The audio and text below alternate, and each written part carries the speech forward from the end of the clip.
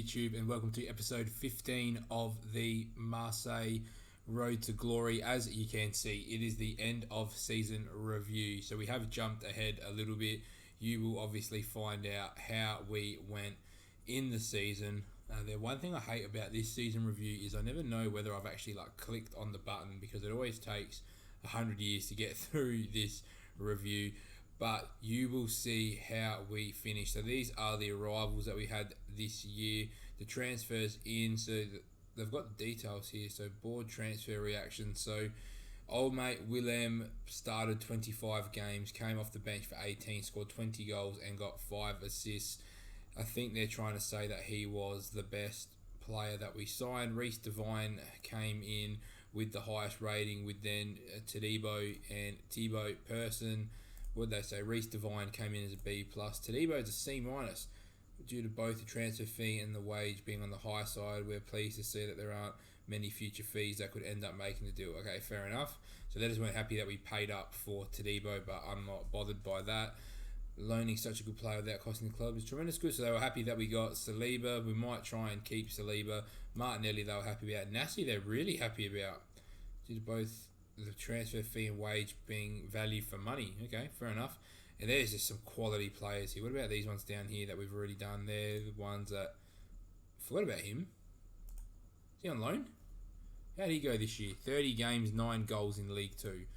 That's not quite what I was hoping to see from Mohamed Guindo. What did we pay for him? We got him on a free, so not the end of the world. He's got such good stats, though. I don't understand how he doesn't score more goals. I mean, I guess he's got no composure and he's just fast, so you never know. We might be able to get something out of him eventually. Where's our... Oh, did I lose the season review? Surely not. Nah, there's got to be able to get the season review back. Here it is. View season review. As you can see, if you did jump ahead, we did finish second in the league. We did win the cup, though. So in League 1 Uber Eats, we did finish 5 points behind PSG. The last 2 games, we had a 4-0 win against Metz and a 2-0 win against Nice. They were only happy that we got a C+. Are you kidding me? Qualify for the Champions League. Wow, are you kidding? We came second. What a joke. Anyway, so we did finish. So we finished 10 points clear of third as well. We're miles. We were absolutely miles. We only lost 3 games. 1 to PSG, 1 to Lyon and 1 to Rennes. The 5 draws doesn't help, but we were only a draw and a loss away from PSG. Obviously getting knocked out here was a bit annoying against Kiev, and then we won the Coupe de France. So for me, this is a very, very, very positive season for us. They're just not happy that some of the sponsorship money has gone down. Our reputation is still 4 stars, and Makoko is still selling the most shirts. So we've got some accolades here. So Mikel won Fans Player of the Year, Young Player of the Year. Signing of the season was Willem. Goal of the season was Tonali. Top goal scorer was Willem. And Mikel got 19 assists. I did not realise that. So we had 7 in the Europa League. Sorry if I'm really over here because my mic's in the way. 7 in the Europa League, 9 in the League, 3 in the Cup as well. So let's keep going. Merritt made 28 clean sheets this year. Far out. So most goals by a player in a match. So these are the record breakers. So Milik scoring 5 in one of our Europa League games broke the record. We then had most assists by a player in a season. Was Mikel with this season with 19. Merritt had the most clean sheets with 28. Reece Devine was the worst disciplined player of all time with 16 yellow cards. If I knew Mandanda had made 499 appearances, I would have got him to 500. I kind of feel bad about that now. And then we got Milik there, 39.75 mil. So history in the making. Your hard work and effort paid off on the pitch, and such a feat didn't go unwarranted with the ceremony. So they were happy of what we did. So that is this season wrapped up. Is Mandanda still here? Alright, next season we got to get Mandanda 1 league game just to get him over the line. So for the season 2022-23, that is where we are going to end it. Before I do end it for now, I'm thinking of playing a system like this. So we're going to go with double ball playing centre back and a centre defender as a stopper. So what do they need? So they need bravery. Okay, Christensen's definitely not the stopper. What about Francis? Is Francis brave at least? So if we put centre back as a stopper, yeah, Francis is more the stopper, isn't he? I rate that. So Francis is your stopper with Todibo. I mean, Tadibo could probably be that centre defender. Can you go ball player as a stopper? Ooh, you can go ball player as a stopper too. No, we're centre defender as a stopper. I think that works better. Anyway, so I'm thinking of going, 3 centre backs, and then the stopper sort of steps into midfield as well. So the passing range probably needs to be more ball player, doesn't it? I might go him as a centre defender on defend, and then we'll go to Debo as a ball player as a stopper. That's what I'll do, I think. So then at least Tadibo can step into midfield and use his range of passing, which he's definitely got. He's got 13 vision, 14 passing. To use that, we'll get the fullbacks going. So that means we'll have Reece Devine and Dumfries, for example, just bombing on. Our midfield would be something along the lines of Tonali, and then probably Mikel in the midfield with him. And then we've got Salcedo, Edward, Makoko, Dane Scarlett, Dion. We've got definite options. We've got Willem. We've got these boys all jumping into the club as well once the load. So we've got, in defence, we've got a good goalkeeper who will loan out. We've got Milan who will loan out. We've got Christensen who will loan out, who's a no-nonsense centre-back that can go up front and do a job for us. We've also got Noah Masingo who can just come in and play that deep-lying playmaker role as a sub for us. Charlie Webster, Under. We've got Harvey Elliott coming in, who's probably going to fit maybe as a roaming playmaker. I don't know if he's got the work rate. He hasn't got the positioning. No, I think he'd be more suited here as that advanced playmaker on attack. And then we've also got Josh Xerxes coming in just casually to come play up front for us as well. What's his potential? 4-star.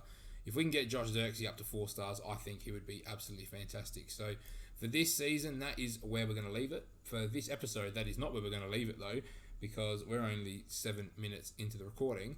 So what you're going to see is all the new signings arriving and seeing how our pre-season went.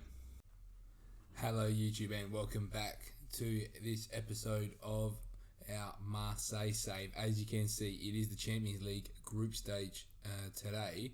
What you also have missed out on is quite a little bit. We are 3 games into the season. We had a 7-0 win to start with against Amiens. We had a 4-0 win against Nice and then drew 2-2 with Lens once we were actually 2-0 down in that tie. As you can see, we were the runner-up to the Trophy des Champions, which means we did play PSG in that tournament and lost 1-0 to a Kylian Mbappe goal, which was quite disappointing. We then went and beat Real Madrid, lost to Barcelona, and then had the little run we have had. As you can see, it is also the 31st of August, which means it is the transfer deadline day. And what we've had so far is the transfer history. We have brought in Yanis Hadji, who is going to play in the midfield for us. And he does look very, very good. I'm thinking about playing him as a roaming playmaker, but I do want to get your thoughts and opinions on it because I have sort of changed the team slightly. So this role here was a box-to-box, and this was a deep-lying playmaker. I'm tempted to drop this to a defensive midfielder just to try and give a little bit more cover. And then allow sort of Nassi, who's been playing well in the Mazzala role, and then to have Hadji potentially in a roaming playmaker role, mainly because it sort of talks about it being the heartbeat of the team, driving forward with the ball to spearhead attacks, as tracking back to cover defensively as well, always offering a passing option to teammates. Playmaker must have attributes to maintain high intensity. What does he look like as a roaming playmaker on support?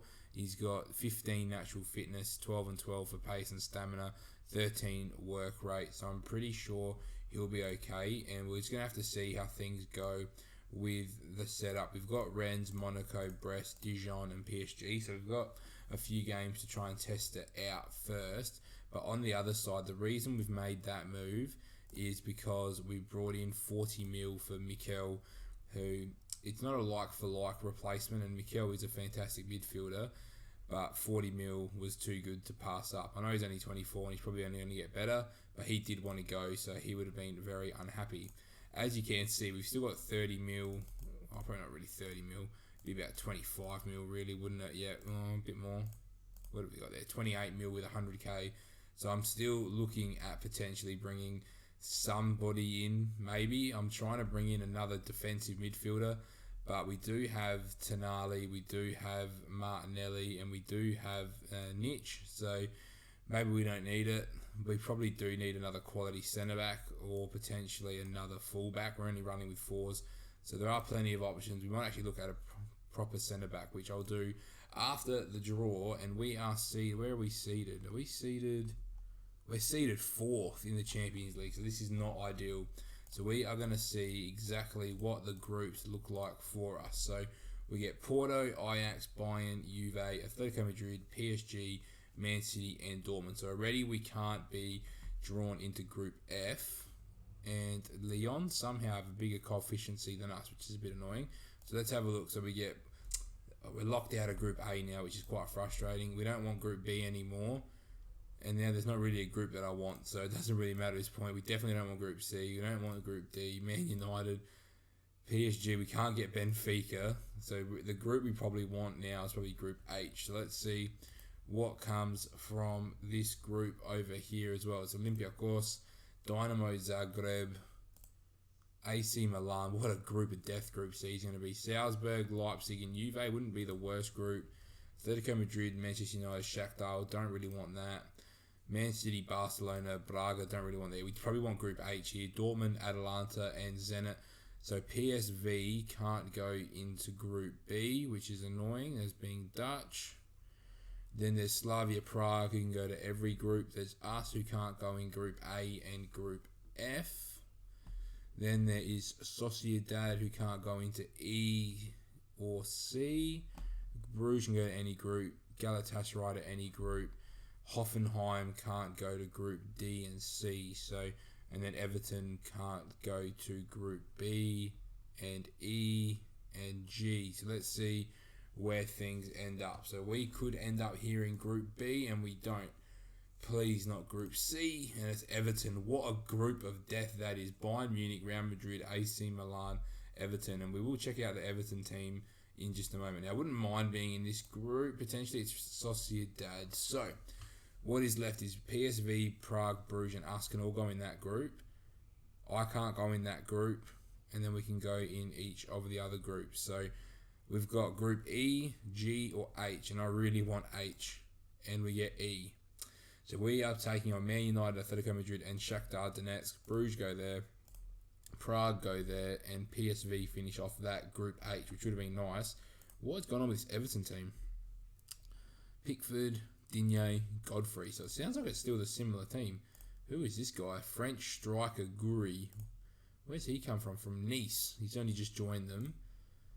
How are these guys doing so well? They've got Rodriguez, they've got Thorsby, they've got Marcus Antonio, who might be a Brazilian sort of wonder kid from Shakhtar Donetsk. Then they've got Allen, they've got Keane. How's this team doing so well? What is going on here? Anyone injured? No, they got Alberto Moreno playing left back. What a little trader. What's going on? I don't know what's going on here. What did they finish? They finished 4th. They went from 9th to 4th. Far out. What a jump. Anyway, so what I will be doing, guys, I think they haven't added this to our schedule yet, have they? When are our Champions League games? Let's have a quick look at when the Champions League games are, and then we're going to wrap this episode up, and then I will recap here we go, the fixture rearrangements have happened. So let's have a look. Where is the first game? So you are going to see us for Atletico Madrid and PSG in the next episode. Hopefully by then we've added another world-class centre-back to the squad. Let's just have a quick look at what we've got scouted already. So that's our midfielders. Let's go accomplished defender centre-backs with 5-star potential. We've got could we get a deal done for Josko? They reckon 53 mil. And I think we've got about 30, don't we? We're a bit shy of 30 mil, so we might be able to get a deal for Josko Gvardiol, which is who I'm going to target the most. But you are going to see that in the next episode. So if you've liked this episode, make sure you like, comment, and subscribe. If you are excited for this next season in France, make sure you smash that likes button, and you'll see us in the next episode.